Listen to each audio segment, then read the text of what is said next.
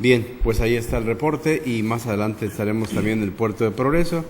Se inauguró un Sendy el día de hoy, se colocó la primera piedra de uno para los elementos de la policía y otro Sendy más, pero este es del ISTEI. Tendremos el reporte más adelante. Jorge Manzanilla y la colaboración cotidiana de los martes aquí en Radio Fórmula. Jorge, ¿cuál es el tema del día de hoy? ¿Cómo estás? Bienvenido. Pues que tú digas, José Luis, yo siempre vengo esperando que tú me digas que... ¿Ah, sí? Pues la discusión del presupuesto. La discusión del presupuesto. Creo que es bueno, el tema económico sigue estando vigente, cada vez más candente. Hay una mayor preocupación, creo yo, a medida que se va acercando el momento en que el Congreso de la Unión tendrá que definir esta reforma fiscal. Y creo que hay muchísimos sectores de la población que están verdaderamente preocupados, pensando que algunos de estos impuestos que van a ser realmente lesivos a la economía de nuestro país se aprueben. Hace unos días leía algunas comparaciones que hacía nuestro secretario de Hacienda en relación a los impuestos de España.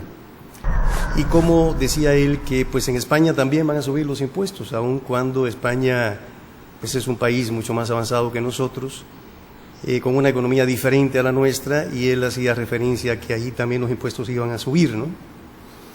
Lo que no dijo nuestro secretario de Hacienda es que la situación económica de un español y de un mexicano es completamente diferente.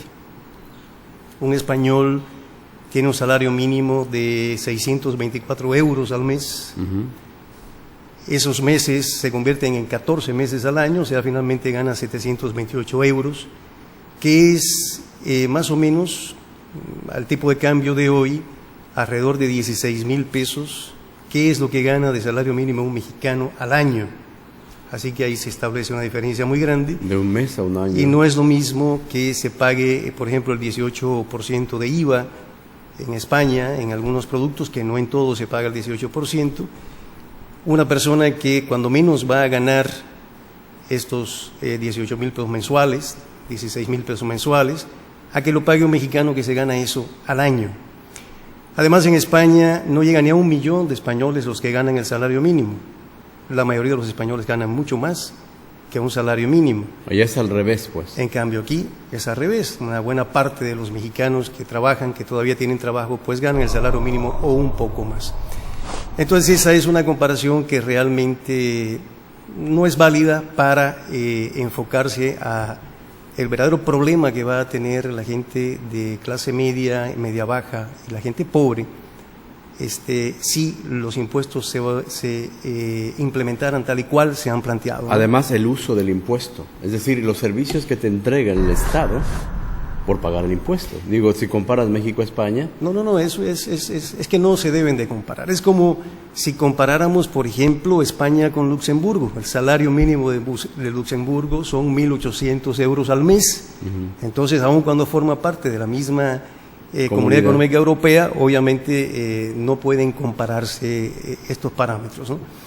Yo creo que ojalá que el Congreso de la Unión prevalezca la idea de que una subida extraordinaria de impuestos, como se está pidiendo, finalmente no va a hacer que mejore la situación económica del país, no va a hacer que la calificación de México, que pareciera que es lo que se busca por las grandes compañías que califican al país como sujeto o no de buen crédito, lo sigan calificando bien, porque a fin y al cabo, si el impuesto sube pero la recaudación baja, porque la gente no puede pagarlo o porque comentábamos con alguna ocasión, una buena parte de la gente se va a ir a la economía informal cuando ya no pueda pagar, bueno, pues aunque suba el porcentaje de impuesto a pagar, la recaudación finalmente disminuiría.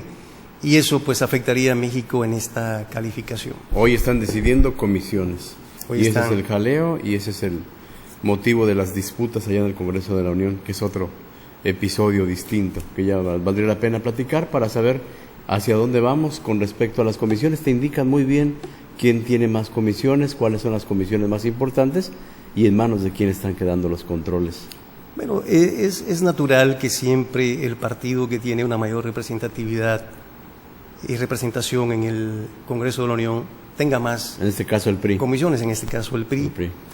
El PRI. Y pues ojalá que cuando terminen estas discusiones se enfoquen al problema económico, que es un problema grave, y que dejemos de discutir si el país se debe endeudar más o menos, porque pareciera que endeudarse es un temor garrafal, es un error garrafal y un temor tremendo que tenemos todos, cuando la mayor parte de los países del mundo están buscando el endeudamiento externo para poder solucionar la crisis y solucionar el problema económico de su gente, ¿no? O sea, la deuda per se no es negativa.